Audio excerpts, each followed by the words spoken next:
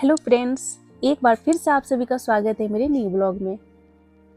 आज हम आए हैं दुनिया के सबसे बड़े हस्तशिल्प मेलों में से एक सूरजकुंड अंतर्राष्ट्रीय शिल्प मेला, जो हर साल हरियाणा के फरीदाबाद जिले में आयोजित किया जाता है। यह मेला आमतौर पर हर साल फरवरी महीने में आयोजित होता है और करीब 15 दिनों तक चलता है। यहाँ लगभग 1000 से भी ज़्यादा स्टॉल लगाए जाते हैं, जिनमें भारत के अलग अलग राज्यों के साथ साथ कई विदेशी देशों के कलाकार भी हिस्सा लेते हैं। हर स्टॉल एक नई कहानी और कला की झलक को दिखाता है। जैसे इस पेंटिंग को ही आप देख लो, यहाँ भारत के हर कोने की कला देखने को मिलती है। इस मेले का नाम यहाँ स्थित ऐतिहासिक सूरजकुंड के नाम पर रखा गया है, जिसे 10वीं शताब्दी में राजा सूरजपाल ने बनवाया था। इस मेले की शुरुआत साल 1987 में हुई थी। इसे हरियाणा पर्यटन विभाग ने पारंपरिक भारतीय हस्तशिल्प, हथकरघा और लोक संस्कृति को बढ़ावा देने के उद्देश्य से शुरू किया था। दोस्तों, सूरजकुंड मेले में सच में बहुत सारे स्टॉल लगते हैं।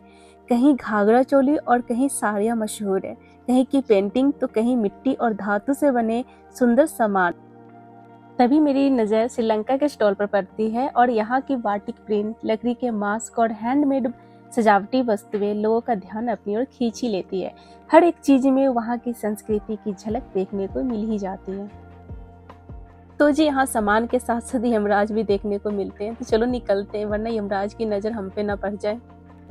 तो जी, इस झूले ने तो मेरा दिल ही जीत लिया था। दिल हो रहा था इस पे बैठकर बस झूलने लग जाओ, लेकिन डर रही थी कि टूट न जाए।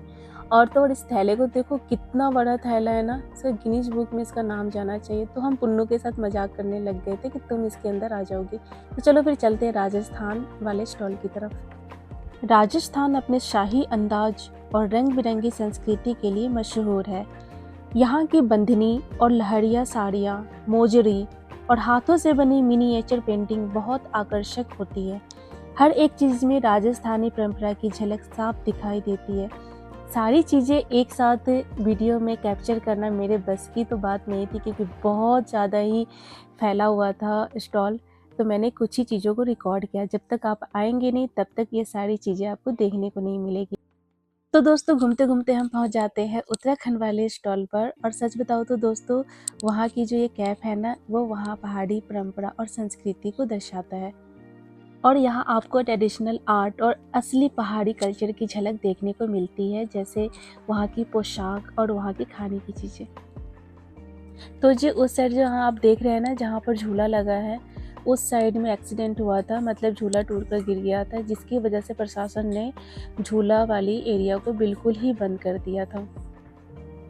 तो जी, आप इन भैया को सब्जी काटने वाला बिल्कुल ही मत समझना, क्योंकि भैया बेच रहे हैं अपना प्रोडक्ट और सब्जी काट कर दिखा रहे किस तरीके से ये कटती है।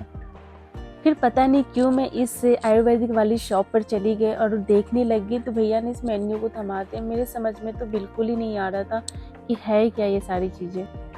और ये है आदिवासी तेल का स्टॉल, जो कि ये दावा करती कि बिना केमिकल शुद्ध जड़ी बूटियों से बना है इनका ये तेल।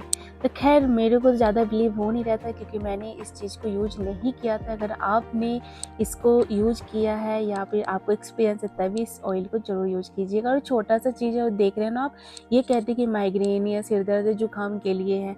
और सच बताओ तो बहुत ही झाग वाला था। देख रहे हैं ना आप, ये भैया भी यहीं पर वही ऑयल बेच रहे। फिर पहुंच जाते हैं हम छत्तीसगढ़ वाले स्टॉल पर। तो चलो देखते हैं अंदर क्या क्या मिलता है। छत्तीसगढ़ की पहचान बस्तर की ढोकरा कला और ट्राइबल आर्ट, धातु से बने हस्तशिल्प और बांस की लकड़ी के सामान यहाँ की खासियत है। आप यहाँ की शॉप देखोगे ना, सारी शॉप में झोपड़ी की तरह बनी होती है। यहाँ की कला सादगी और परंपरा को दर्शाती है। अब बात करते हैं गुजरात के स्टॉल की। गुजरात का स्टॉल खासतौर पर घाघरा चोली के लिए बहुत प्रसिद्ध है। यहाँ की कच्छ कढ़ाई, मिरर वर्क और रंग बिरंगे डिजाइन महिलाओं को बेहद पसंद आते हैं। इसके अलावा हाथ से बने बैग, ज्वेलरी और पारंपरिक वस्त्र भी यहाँ पर मिलते हैं। उत्तर प्रदेश का स्टॉल भी कम खास नहीं है। यहाँ हाथों से बनी कलाकृतियाँ बहुत ही आकर्षक और किफायती होती है। जैसे मिट्टी के बने इस बर्तन को ही देख लो, कितने ही सुंदर है ना। तो जी, थोड़ी देर के लिए तो ऐसा लगा कि इस घर को देखकर कि हम कहीं और आ गए हैं, मेले से बिल्कुल अलग और बिल्कुल ही शांत सी जगह पर। जैसा कि आप सभी को पता होगा कि अपने देश में सारे के सारे अपने आप में बहुत बड़े कलाकार हैं। तो इन भैया को ही देख लो, इनके पास सभी आकर फ़ोटो खिंचवा रहे थे। और तो और इस लंगूर वाले भैया को भी देख लो, ये भी यहाँ पर बैठे हैं और इनके पास भी आकर सारे लोग फ़ोटो खिंचवा रहे हैं। है ना बहुत बड़ी बात। और तो और इस बिल्डिंग को देख लो, जैसे मानो थोड़ी देर के लिए कि हम आ गए हैं नेपाल में। आई थिंक नेपाल में ऐसी बिल्डिंग होती है। और क्या था, मैं तो पहुँच गई मैं भी फ़ोटो खिंचवाने। तो जी इतनी भीड़ में आ ही जाएंगे कोई ना कोई एक दूसरे के आगे, तो भाई मैं भी आ गई इस बहन जी के आगे और इनका फ़ोटो हो गया ख़राब। तो जी इनको अब कौन समझाए कि भैया भीड़ वाली जगह में ऐसा होते रहता है। इस जगह की खूबसूरती इतनी प्यारी थी ना कि देखो कितनी भीड़ लगी थी फ़ोटो खिंचवाने के लिए। तो भैया आइए और अपनी भी मेमोरी को बहुत ही खूबसूरत बनाइए।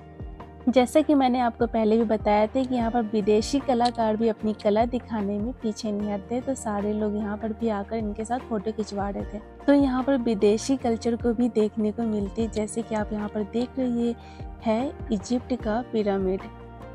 दोस्तों सूरज कुंड मेले के अंदर आपको एक खास जगह देखने को मिलती है, अपना घर हरियाणा। यहाँ पर हरियाणा की पारंपरिक जीवन शैली को बिल्कुल पुराने समय की तरह सजाया गया है।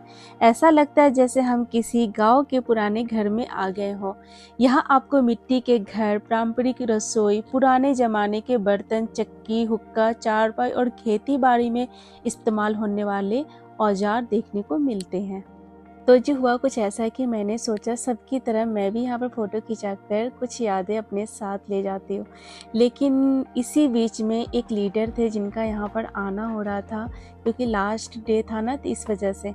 तो इन लीडर की वजह से भैया लोग को हम सबको हटाना पड़ गया। खैर इनकी भी मजबूरी थी और मजबूरी को समझना हमारा काम था। तो चलो फिर चलते हैं और आगे बढ़ते हैं।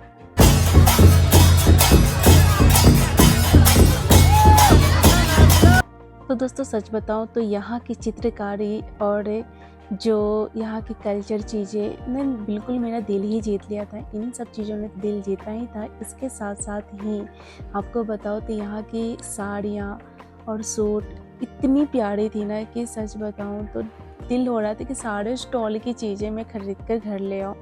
तो दोस्तों अगर आप सूरज कुंड मेला विजिट करना चाहते हैं तो फिर आपको नेक्स्ट ईयर यहाँ पर आना पड़ेगा, जो कि फरवरी में ही लगता है। और आपको फरवरी में 1 फेब से 15 फेब के बीच में आना पड़ेगा। तो दोस्तों गेट नंबर 3 से हम बाहर निकल जाते हैं और अब देख सकते हो शाम भी हो गई थी और यहाँ पर बच्चों ने गोलगप्पे खाए। और वैसे भी तो मेरा और नकुल का शिवरात्रि का फास्ट था, तो हमने कुछ नहीं खाया था। अपनी बैग ना मैंने मम्मी को पकड़ा रखी। अच्छे लग रहे मम्मी। हाँ। और बच्चों गोलगप्पे खा के कैसा लगा? अच्छा था, टेस्टी था। चलो ये भी खाओ तुम। श्रुति गोलगप्पे खा के कैसा लगा पहले ये बता। चाची फास्ट में है और खा के तुझे कैसा लगा ये बता पहले। तो दोस्तों सूरज कुंड मेले के बारे में जो जानकारी मैंने आप लोगों को दी है, तो उम्मीद करती हूँ आप लोगों को ज़रूर ही पसंद आया होगा। तो पसंद आया हो तो मेरे चैनल को लाइक, शेयर और सब्सक्राइब करना बिल्कुल मत भूलिएगा। आपके लाइक, शेयर और प्यारे से कमेंट की वजह से मोटिवेशन मिलता है। Thank you so much.